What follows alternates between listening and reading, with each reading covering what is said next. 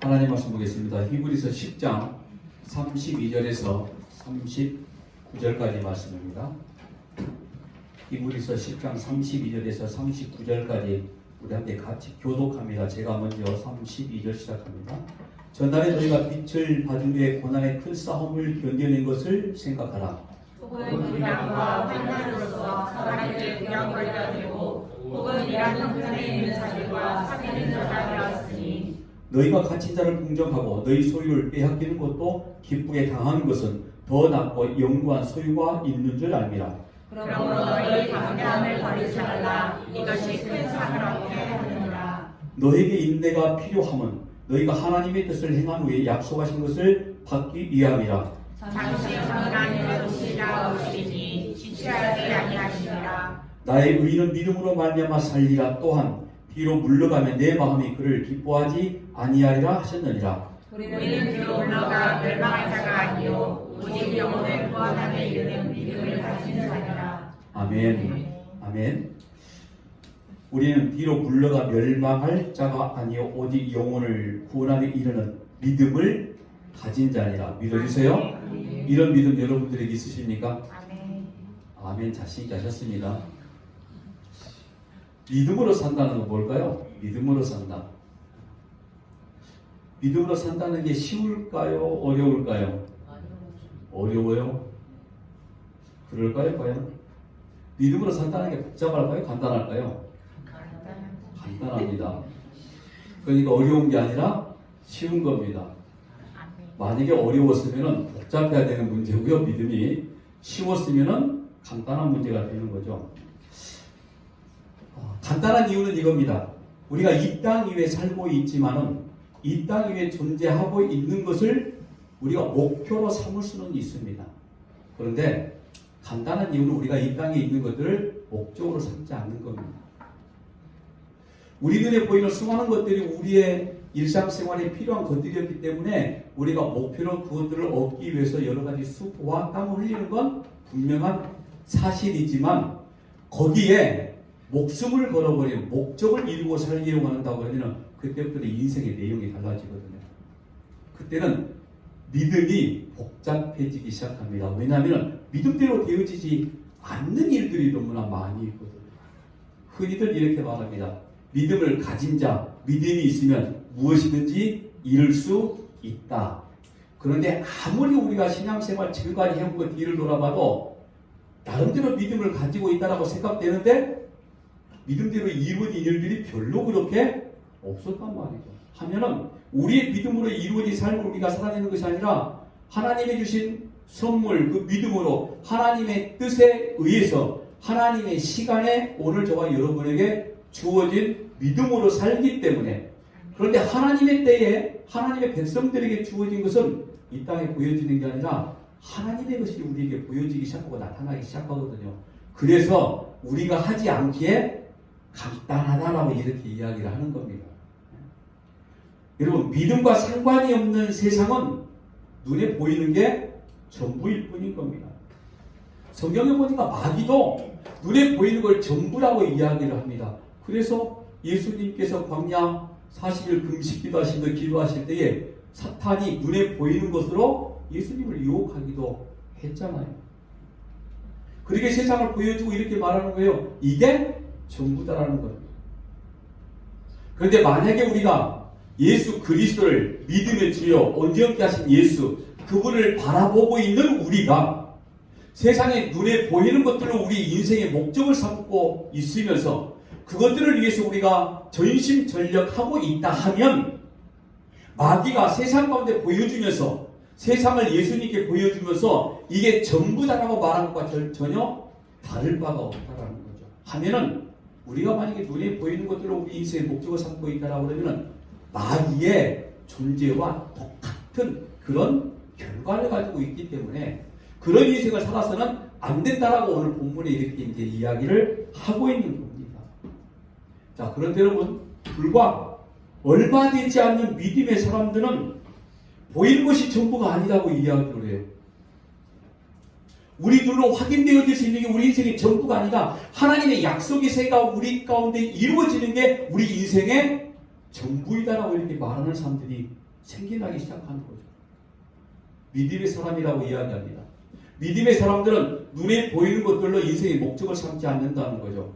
그러니까 세상 속에 살고 있는 너희들은 현재 속고 있는 이런 인생을 살고 있다. 우리가 살아낼 수 있는 것, 우리가 살아갈 수 있는 것은 오직 예수 그리스도의 믿음으로만 우리가 살아갈 수 있다. 라고 이렇게 말을 하고 있거든요, 우리는. 그러면서 또 세상 가운데 믿음이 있다라고 말하는 사람들이 어떤 그 잘못된 형태의 믿음의 생활, 예수 그리스도를 자기 인생의 세상 목적을 이루는데 이용하고 있는 그런 사람들을 향해서 담대히 외칠 수가 있거든요. 당신들의 믿음은 잘못된 믿음. 언제나 믿음이 되지 못해. 이렇게 여러분 사도행전의 초대교회 때 말씀을 선포했더니 세상 사람들은 자기들과 다른 존재를 여기기 시작을 한 겁니다. 그래서 잡아 가두고 그리고 죽여버리는 거죠. 이 시대의 히브리서 말씀이 기록된 그 시대에 역시 그런 사람들이 굉장히 많아지고 특별히 히브리서를 받는 히브리인들 다시 유대교로 돌아가고자 했던 그런 어떤 생각들과 이런 쪽에 있는 사람들에게 격려의 메시지를 주고 있는 게 사실 오늘 본문의 말씀이거든요. 세상은 너희를 미워할 수밖에 없다라는 겁니다. 세상은 너희를 부담스러워할 수밖에 없어.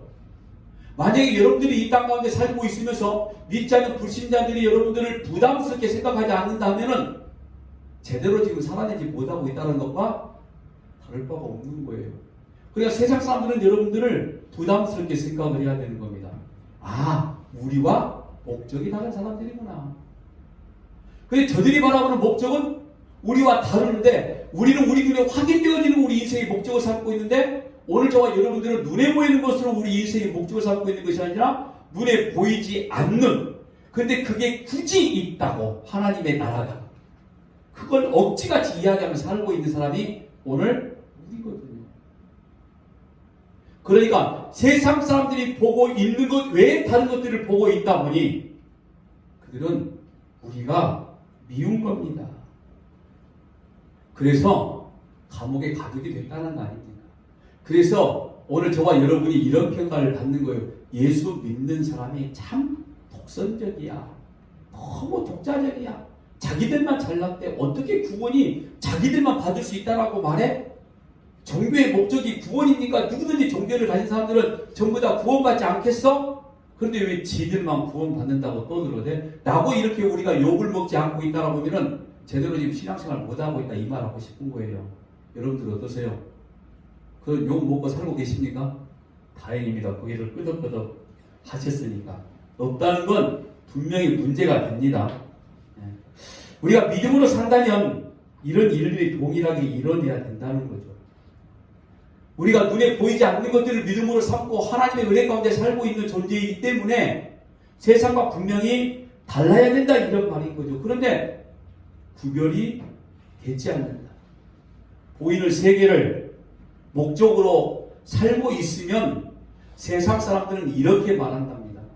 너나 나나 똑같구나.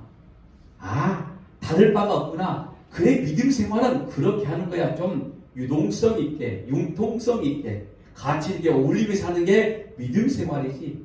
거기다가 꼭 이런 소리 하잖아요. 야, 내가 알고 있는 뭐 장로는, 내가 알고 있는 목사는 야, 우리랑 편하게 이렇게 가끔 뭐 누구처럼 뭣도 마시고 뭐 이렇게 비유를 하기도 시작을 한답니다.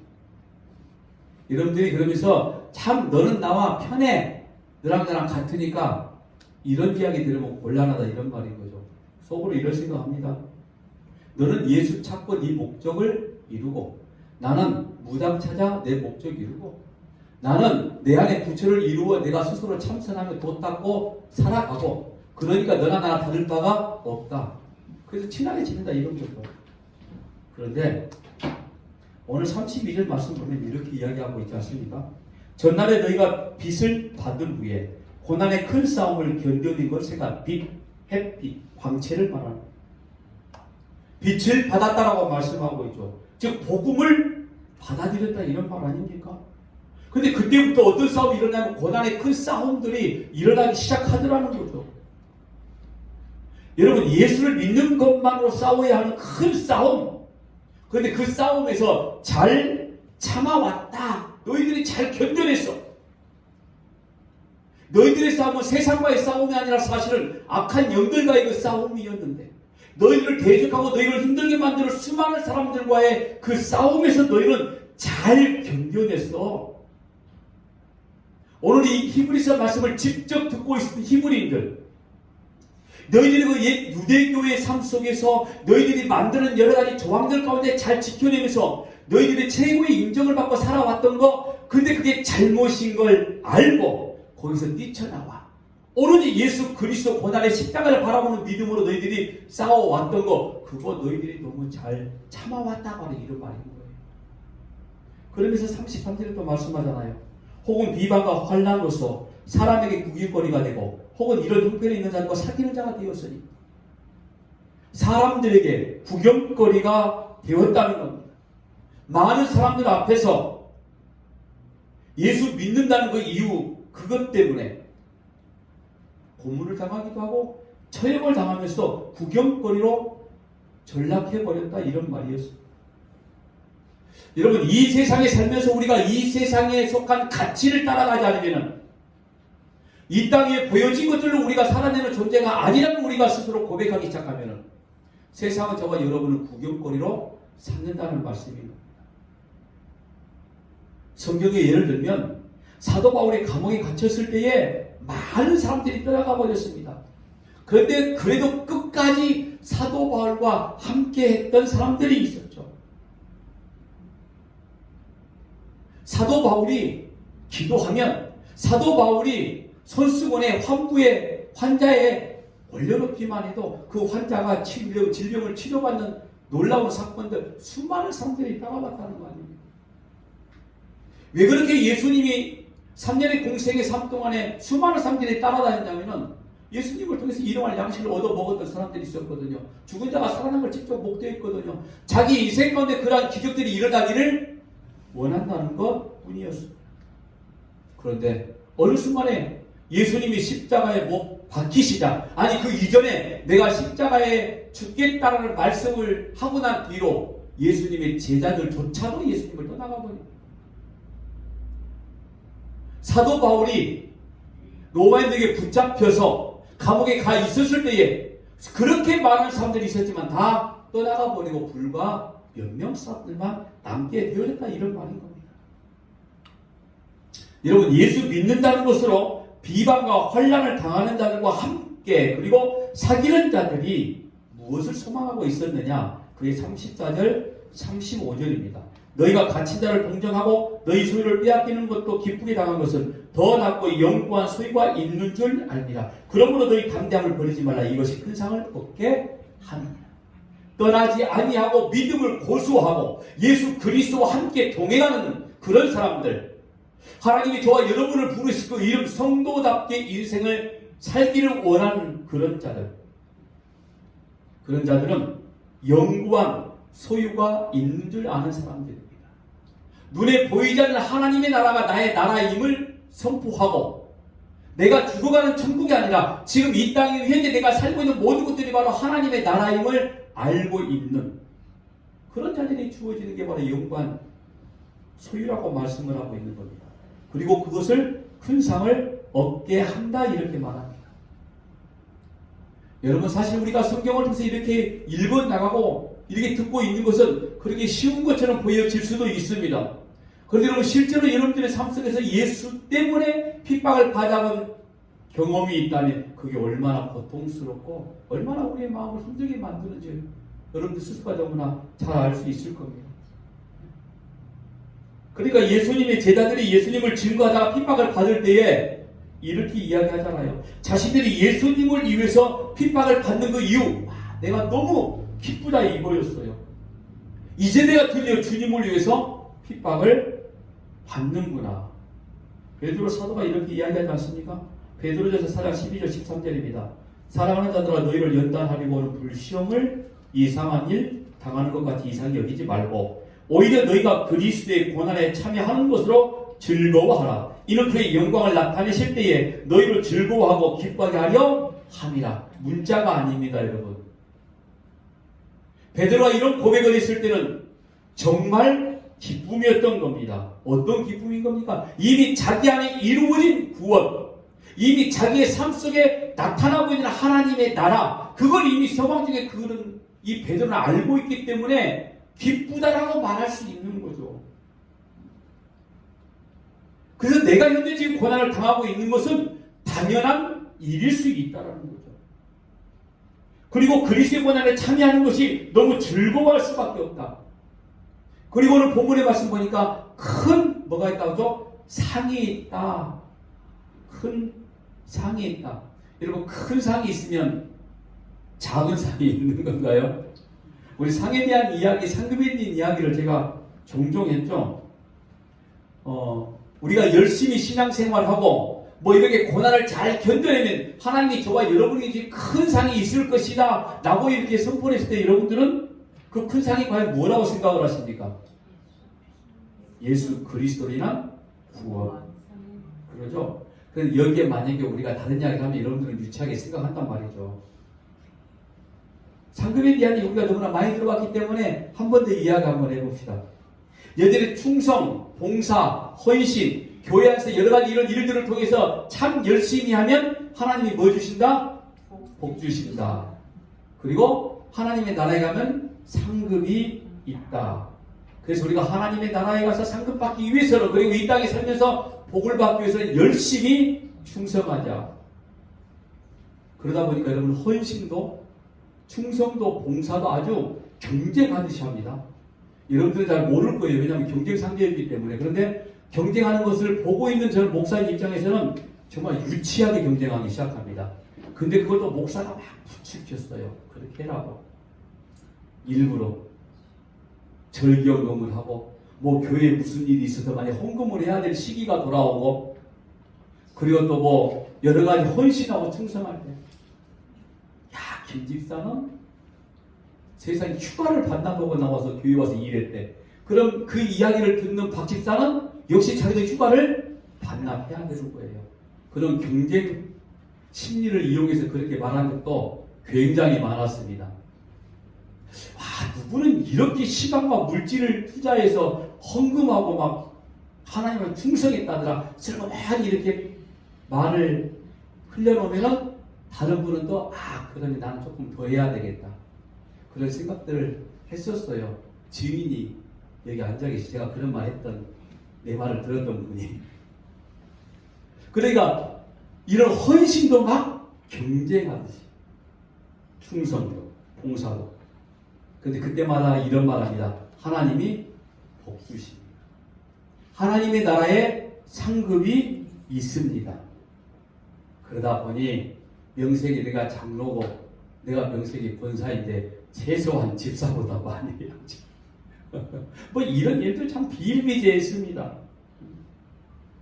그랬죠, 권사님? 하나님의 나라에 상급 없습니다. 단언컨대 상급이 없습니다. 하나님의 나라에 상급이 있다라고 말씀하고 있는 그 말씀은 구원의 역사를 말씀하고 있는 겁니다. 여러분, 하나님의 나라가 하나님의 백성이 가는 곳이고 하나님의 백성이 임하는 곳이 하나님의 나라인데, 거기에 상급이 있고 없고 더더욱이 큰 상이 있고 작은 상이 있는 상급의 차등이 있는 곳이라 하면 거기가 무슨 하나님의 나라입니까? 세상 나라보다 못하는 거죠. 세상 나라가 다를 바가 없는 거죠. 여러분, 하나님의 나라는 그런 어중이 떠중이들이 다 가는 나라가 하나님의 나라가 아니란 말이에요. 예수 그리스도로 인해서 창세전에 선택함을 받은 자만이 이룰 수 있는, 갈 수 있고 볼 수 있고 알 수 있는 곳이 바로 하나님의 나라이고, 그곳에 가 있는 자체가 하나님의 나라가 내 삶 속에 이루어지도록 고백하는 그 자체가 바로 큰 상이란 말이에요. 큰 상은 그래서 구원을 말씀하고 있는 겁니다. 구원을 얻게 되는 자들은 이렇게 살 것이다. 크다란 건 여러분 부피를 말하는 게 아니라 도무지 바꿀 수 없는 아주 소중한 가치를 지금 이야기하고 있는 거거든요. 큰 상을 받을 자들, 구원을, 영생을 받을 자들은 이렇게 어떠한 환난과 핍박이 온다 할지라도 담대함을 잃어버리지 않는다. 바로 이런 뜻이에요. 그런데 왜 하나님의 생명의 빛을 받으면 이런 고난이 찾아오느냐 이거죠. 왜? 안 오면 참 좋겠는데. 진짜 우리가 심각하게 고민해 봐야 됩니다. 비방과 환난 때문에 사람들에게 구경거리가 된다. 아니 생명의 빛이 내 안에 들어와 있는데, 생명의 빛과 함께 우리가 인생을 살아가고 있는데, 그것 때문에 도리어 사람들에게 핍박을 당하고 조롱거리가 되고 구경거리가 되어진다? 그거 누가 하신 거예요? 내가요? 예수님이 하신 거예요.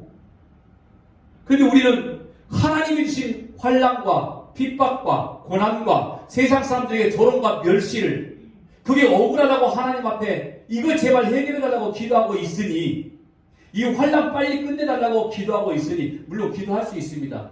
다만 거기에 우리가 약사만 기도가 필요하다고 그랬죠. 이게 하나님의 뜻이거든. 그냥 제가 받겠습니다.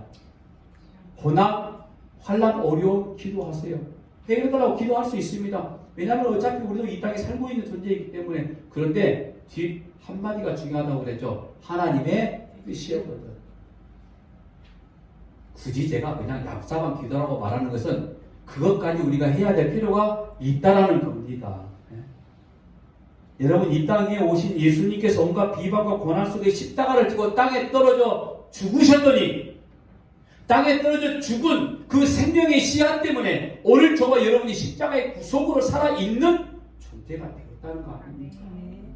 아니 오늘 예수 믿는 자들이 당연히 십자가의 땅에 떨어져 죽음으로 우리 인생을 살아내는 거 당연한 인생이 되어질 수밖에 없는 겁니다. 왜? 믿음의 주여 온전케 하신 예수, 그분이 그런 인생을 살아내셨고 하나님이 그 인생 때문에 예수님을 이 땅에 저와 여러분의 구원자로 보내주셨기에 당연히 우리가 고난과 혼란이 있는 것을 어쩔 수 없는, 피할 수 없는 이런 일이다, 이해를 받는 거죠.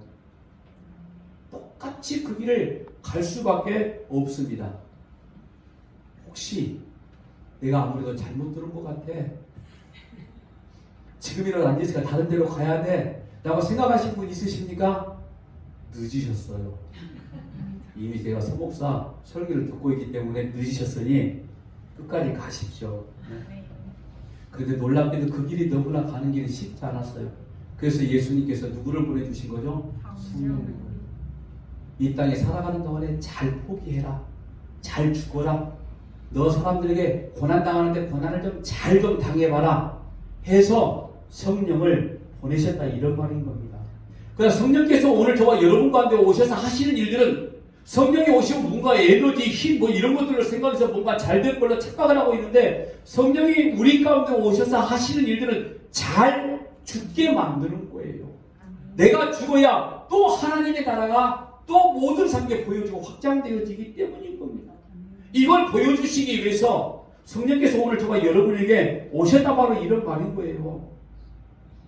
우리가 굉장히 성령을 잘못 오해하고 있다고 그랬죠. 보세요. 성령이 오시면 요한복음 16장 8절 말씀 보니까 그가 와서 죄에 대하여, 의에 대하여, 심판에 대하여 세상을 책망하시리라. 성령이 오셔서 내가 얼마나 추악한 존재인가를 아주 낱낱이 보여주기 시작하는 겁니다. 추악한 죄. 여러분, 가장 추악한 죄가 어떤 건지 아십니까? 하나님의 자리에 내가 서 있는 거예요. 가장 저주받을 죄가 그겁니다. 하나님의 자리에 내가 서 있는 것도 내가 주인공이 되어져 가는 겁니다. 하나님의 능력이 아니고라도 내가 무언가 할 수 있다는 이런 생각, 내가 마음만 먹으면 무슨 일이든지 할 수 있어, 그걸 믿음이라고 착각하고 있는 거, 하나님의 존재는 사라지고 자기의 존재만 드러나기 시작하는 것, 이게 바로 아주 추악한 죄악 덩어리다, 이런 말인 거죠.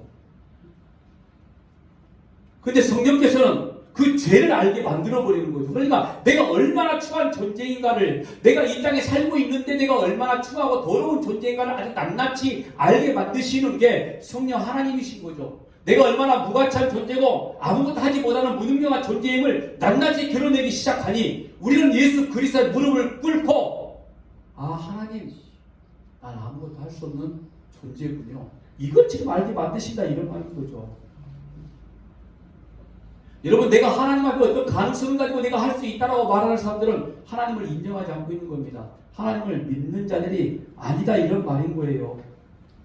그건 하나님을 또 한 번, 예수님을 또 한 번 십자가에 못 박아 죽게 하는 엄청난 결과인 겁니다. 여러분, 예수님이 십자가에 지시고 우리를 위해 죽으신 거, 뭐 하나님이 우리를 너무너무 사랑했기 때문에 목숨까지 내어놓으셨다? 오늘 우리가 그토록 너무너무 소중한 존재이다? 틀리지는 않습니다만은 그렇게 너무 쉽게 감정적으로 심파적으로 해석할 게 아니란 말입니다. 왜 예수님께서 십자가에 달리신지 아세요?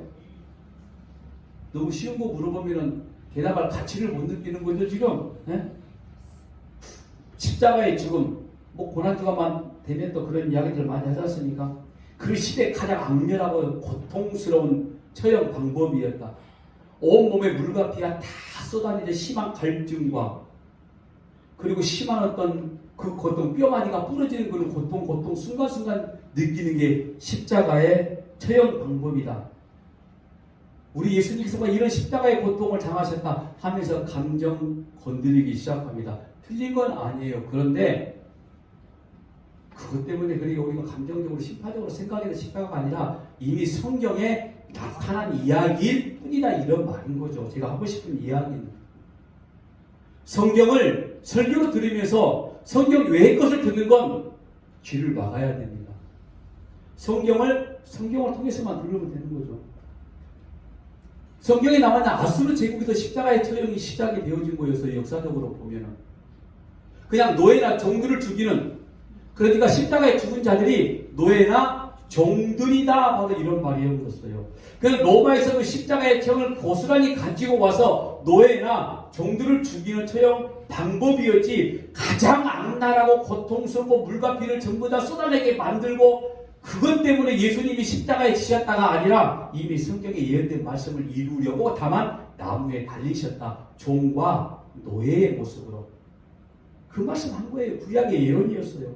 신명기서 21장 23절입니다. 그 시체를 나무 위에 밤새도록 두지 말고 그날에 장사하여 내 하나님 여호와께서 내게 기업으로 주시는 땅을 더럽히지 말라. 나무에 달린 자는 하나님께 뭐요? 저주를 받았습니다. 시작에서도 말씀합니다. 갈라디아서 3장 13절에 그리스도 우리를 위하여 저주를 받은 바 되사 율법의 저주에서 우리를 속량하셨으니 기록된 바 나무에 달린 자마다 저주 아래에 있는 자라. 여러분, 이건 아수르와 로마의 이야기를 지금 하고 있는 거거든요. 십자가에 달리신 이유 딱 한 가지입니다. 우리를 위해서 뭘 받으신 거죠? 저주였습니다. 그것 때문에 십자가에 달리신 이유였습니다. 그런데 왜 십자가에 달리셨냐? 너희들의 자리가 바로 그 자리라는 거였어요. 여러분, 십자가의 구원 아니고서도 충분히 구원을 받을 만한 우리는 이미 온 땅을 만들기 이전부터 구원받기로 작정된 자 아닙니까? 믿으시죠? 그런데 굳이 십자가의 구원을 통해서 우리가 하나님의 자녀를 선포하셨다는 것은 우리의 자리가 바로 십자가의 자리라는 거예요. 그러니까 내가 받아야 될 십자가의 저주를 예수님이 받으셨다는 걸 보여주기 이하로 구약에 이렇게 예언하고 또 신약에서도 말씀하고 있는 거. 머리에 가시면류가 썼다? 제발 네 생각, 네 뜻 그거 포기해라, 이런 말씀 아니겠습니까? 네 손과 발 십자가에 못 박아라. 제발 네 마음대로 행동하지 말고 판단하지 말아라. 네가 원하는 대로 가지 말고 내가 원하는 자리에 있어라. 굳이 이렇게 의리적으로 말한다면 그런 거 아니겠습니까? 하나님은 십자가의 저주를 예수를 통해서 우리에게 보여주신 것은 너희들의 인생이 바로 그런 존재야. 너희들은 십자가의 저주받아 죽어있는 그런 존재일 수밖에 없어. 이게 십자가란 말이죠.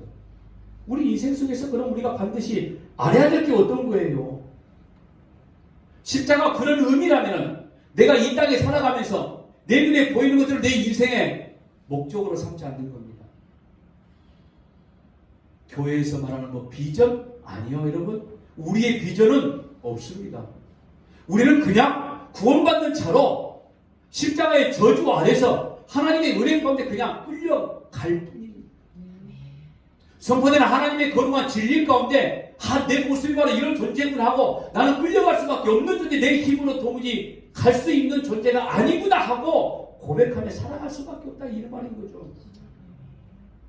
그런데 내 인생의 목적이 물질이 되어지고 내 인생의 목적이 내 자식이 잘 되어지는 것이고 내 인생의 목적이 사업이 잘 되는 것이라고 생각하다 보니까 하나님이 그걸 좀 다 불태워 버리는 거예요. 야, 그것들이 목표는 될 수 있어. 근데 이게 목적 삼으면 안 되는 거잖아. 하나님의 나라에 불필요한 것들, 공적이 불타버린다고 고린도후서에 사도 바울이 말하죠. 그렇게 태워 버린다는 겁니다. 그리고 우리는 우리 인생의 고난이 힘들고 어려운 환난의 문제가 찾아올 때에 이렇게 우리가 고백하는 겁니다. 아, 나는 진짜 예수를 믿어야만 사는 존재이구나. 이 땅의 것들을 목적 삼아 살아가는 존재가 아니구나. 오로지 주의 거룩한 진리 가운데 살아가는 존재이구나. 아멘이십니까? 아멘. 그걸 배우고 가는 거란 말이죠. 그러면 세상이 우리를 어떻게 판단한다고 그랬죠? 야, 니들이 말하는 전지전능하신 하나님이라면 너희들이 믿는 하나님이, 그런데 고작 인생이 너희 그 꼬라지냐 이거예요. 맨날 병 걸려서 치료받게 해달라고 그러고 맨날 물질 때문에 여러 가지 문제 때문에 막혀서 이거 해결해달라고 기도하고 있고, 그것도 그냥 기도하지 않죠. 뭐 한다고 그랬죠? 작정한다고요. 하나님한테 공갈 협박하겠다고요. 때를 쓴다는 거죠. 야, 나도 예수 믿으면 너 같은 인생 될 것 같으니까 나는 예수 믿지 않겠어. 이런 소리 들어본 적 있으세요? 없으면 우리 지금 제대로 믿고 있는 거 아닙니다. 히브리서에 나타나고 있는 이 히브리인들은 그런 이야기를 듣고 있는 거예요. 지금 두 가지잖아요. 다시 유대교로 돌아가고자 하는 사람들. 근데 히브리서 기자가 그렇게 가면 안 되는 거야. 지금 너희들 너무 잘 알고 있어. 너희들이 핍박을 당하고 환난을 당하고 힘든 거 어려운 거 있는 거 정말 잘 믿고 있어. 그러니 염려하지 마. 야, 히브리서에 오랜만에 위로와 격려가 선포됐어요. 염려하지 마. 걱정하지 마. 여러분들이 진짜 복음을 선포하기 시작하면 두 가지 반응이 나타납니다. 한 가지 반응이 어떤 건지 아세요? 나 그럼 어떻게 살아야 되는데? 네가 믿는 게 제대로 믿고 있는 거라면은, 그럼 내가 지금까지 믿고 있는 거 잘못 믿고 있었던 거야? 20년, 30년, 40년 내가 헛믿은 거야? 여러분 이런 소리 듣지 않으면은 우리가 복음 제대로 선포하지 못하고 있다 이런 말인 거죠. 또 한 가지는 너만 그렇게 잘난 인간이냐? 왜 그런 인생을 살아야 되는데? 하나님을 믿는데 십자가를 지고 살아야 된다고? 그런 하나님 나는 믿지 않겠다라고 이런 반응이 나와야 돼요. 이 두 가지 반응이. 그러니까 여러분들이 이런 경험을 한 번도 안 해보셨다 하면 아직 복음을 제대로 전하지 못한 겁니다. 아니면 아예 전하지 못하고 있으면 복음이 사람을 살린다는, 생명을 준다는 건 진짜 숨을 쉬게 만든다는 그런 믿음이 아직 없는 거죠. 또 한 가지는 아직 고만한 분량에 채워지지 않는 거. 이해가 되십니까? 아직 그만한 분량이 되지 않는다는 거죠. 우리는 여러분 이 세상 속에서 절박한 마음을 가지고 그리고 십자가에 못 박힌 나를 경험해야 됩니다. 시편 139편 15절 16절 말씀 보니까 내가 은밀한 데서 지음을 받고 땅의 깊은 곳에서 기이하게 지음을 받은 때에 나의 형체가 주의 앞에 숨기지 못하였나이다. 내 형질이 이루어지기 전에 주의 눈이 보셨으며 나를 위하여 정한 날이 하루도 되기 전에 주의 책에 다 기록이 되었나이다. 여러분, 내 형질이 이루어지기 전에라고 말씀하시죠. 그럼 우리가 살아가는 모든 과정은 이미 하나님의 뜻 안에서 결정되어 있다는 겁니다. 우리는 결정되어 있는 하나님의 뜻에 순종하며 그 뜻대로 살아내기 위해서 우리가 기도하고 하나님의 말씀 가운데 있는 겁니다. 우리가 기도해서 하나님의 뜻이 바꿔지는 건 절대로 아니에요. 그런 가상한 짓 그만해야 됩니다. 엉뚱한 짓. 하나님의 뜻은 우리가 기도해서 절대로 바꿔지는 게 아니라 우리가 기도함으로 인해서 하나님의 뜻으로 들어가는 거예요. 내가 기도함으로 인해서 하나님의 뜻이 무엇인지 우리가 알아낼 수, 알아볼 수 있다는 거죠. 선포된 진리 가운데. 그런데 자꾸 인간들이 자기의 뜻을 재고 자기 생각을 말하면서 그리고 그럴싸하게 뭔가 아는 것처럼 그래도 하나님이 인간들에게 자유의지를 주셨으니 우리가 뭔가 해봐야 되지 않겠어? 하나님의 뜻대로 살아가는 인생이 그런 거 로봇이야? 우리가 뭐 꼭두각시야? 이런 말 하죠. 여러분들 로봇 아닙니다. 꼭두각시도 아닙니다. 그냥 먼지일 뿐이에요. 착각하지 마세요. 하나님이 저와 여러분을 뭐로 만드셨다고 그랬죠? 흙, 아파르, 먼지. 손으로 잡을 수도 없는 것. 그래서 그의 이름이 아담. 아무것도 아니야. 그런데 뭘 그렇게 해보겠다라고 아둥바둥 하냐고요. 그 먼지들이 오늘 저와 여러분들이 어떻게 하나님의 아들이 되는가를 삶으로 배우는 거예요. 이 땅 살면서. 야, 내가 바로 하나님의 자녀라고? 나 같은 존재가, 먼지와 같은 존재가 하나님의 자녀가 되었다고? 근데 그걸 알게 만드신 이가 기록된 말씀을 통해서 성령께서 우리를 알게 만드신다, 이런 말인 거예요. 그래서 성령이 내 안에 들어오시면 내가 어떤 존재인가를 알 수 있다는 거죠. 그걸 지금 말씀하고 있는 거예요. 너희들이 전에는 복음, 진리, 예수를 몰랐지만 너희들이 알고 있는 유대계의 수많은 율법을 통해서 하나님을 알고 있었다 하지만 그 가운데는 진짜 예수를 알지 못했어. 그런데 너희들이 어떻게 알게 됐다? 이거였어요. 그런데 다시 그 옛날로 돌아갈래? 다시 그 옛날로 돌아가고 싶어? 그거 아니다. 그런데 이걸 알게 만드신 이가 너희 안에 계신 성령님이다. 오늘 본문의 시작이 바로 그거였어요. 오늘 저와 여러분에게 하신 말씀인 겁니다. 37절, 39절 말씀 볼까요? 잠시 잠깐 후에 오실 이가 오시리니 지체하지 아니하시리라. 나의 의인은 믿음으로 말미암아 살리라. 또한 뒤로 물러가면 내 마음이 그를 기뻐하지 아니하리라 하셨느니라. 우리는 뒤로 물러가 멸망할 자가 아니요 오직 영혼을 구원함이라는 믿음을 가진 자니라. 잠시 잠깐 후에 오실 이가 오시리니 성령 하나님이 물론 예수님이시기도 합니다. 또 히브리서 기자가 이 말씀 보니까 하박국서 말씀을 갖다 인용하고 있거든요. 오직 나의 의인은 믿음으로 말미암아 살리라. 그러면서 이어서 이제 믿음에 관한 이야기가 11장부터 시작이 되어지는 겁니다. 어찌 보면은 1장에서 10장까지가 이 11장에 있는 믿음에 관한 말씀을 하기 위해서 율법이냐 복음이냐 너희들이 지켜야 될 행위냐 진짜 믿음이냐 이걸 지금 설명해 주기 위한 과정들이 10장까지 이어져 가고 있었거든요. 그러면서 우리의 삶에 관해서 말씀하고 있었던 겁니다. 과연 오늘 저와 여러분의 믿음이 어떤 믿음인지 우리 스스로 우리가 판단해 봐야 된다는 겁니다. 오늘 39절 한 이 말씀 보니까 38절에 기록되어 있습니다만은 뒤로 물러가면 내 마음이 저를 기뻐하지 아니하리라. 뒤로 물러가면 이게 무슨 말이냐면은 그냥 단순하게 우리 뒤를 돌아본다 이런 말씀이 아니었습니다. 이전에 성경 말씀 보니까 침륜에 빠질 자가 빠진다 이런 말이었어요. 침륜에 빠진다. 깊고 깊은 물에 빠진다 바로 이런 말이었어요. 이 말은 무슨 말이냐면은 너희들이 옛 구약 율법으로 돌아가게 되어지면 바로 하나님의 기쁨이 아니다라고 이렇게 말씀을 하는 겁니다. 그리고 침륜에 빠졌다 이 단어를 사용한 이유는 한 가지가 어떤 거냐면은 노아의 시대를 지금 말씀하고 있었던 거예요. 이전 성경에는 지금은 멸망, 침륜의 의미가 멸망이라는 의미였거든요. 영원한 죽음, 완전한 죽음이었습니다. 물속에 푹 빠져서 아예 살아나지 못하는 것. 그게 노아의 홍수 이야기를 지금 히브리서 기자가 말씀하고 있는 건데 여러분 잘 생각해 보세요. 계속 지금 환난과 이 고난, 이 이야기를 하고 있는 히브리서 기자가 39절에 딱 정점을 찍어버린 걸 노아의 방주 사건을 이야기하고 있는데 노아가 방주를 준비하게 된 이유는 하나님의 말씀에 순종하는 거 분명한 사실이었습니다. 그런데 또 한 가지는 이거였습니다. 세상 가운데 너희는 그런 인생을 살아낼 수밖에 없다는 거였습니다. 무슨 말씀인지 아시죠? 노아가 방주를 몇 년 졌죠? 좀 길어요. 길면 한 120년 된다니까요. 짧으면 3일, 3년. 성경의 숫자 제발 좀 외워요. 짧은 건 3일. 좀 길면 한 7일. 좀 더 길면 40일. 많이 길면 100년 넘어가요. 대충 다 그렇게 맞아요.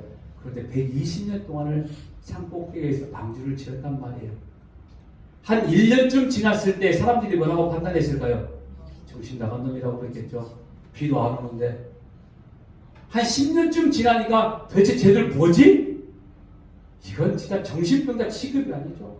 10년 지나, 20년 지나, 30년 지나 노아 스스로도 의심들지 않았을 것 같아요.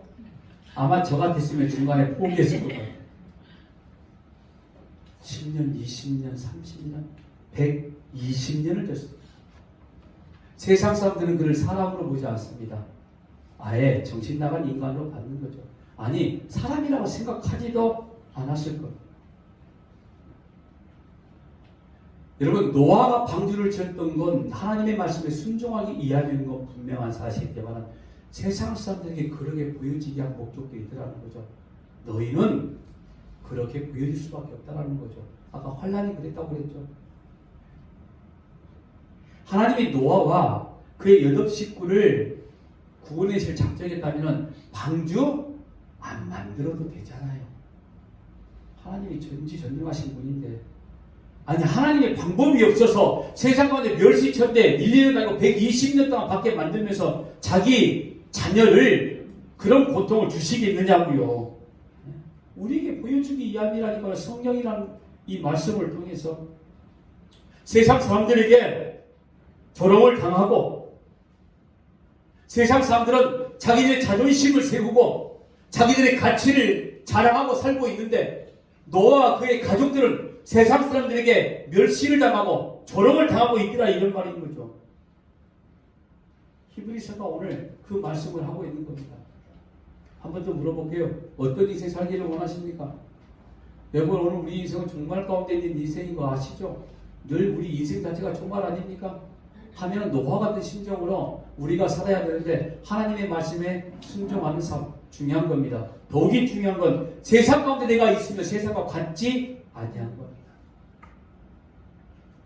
혹시 옛 생활이 그리워서 히브리인들처럼 다시 돌아가고자 하고 있다면 아예 마음 고쳐먹고 절대로 못 돌아갑니다. 갈 수 없는 길이니 이제는 앞에 있는 고난의 길 바라보면서 이 길이 내 길이려니 하고 우리 인생 그렇게 처음부터 작정된 인생이니 그 길 가운데 십자가의 고난이 진짜 영광이고 상급인 걸 믿으시고 그런 인생 잘 살아내시길 주의 이름으로 부탁합니다.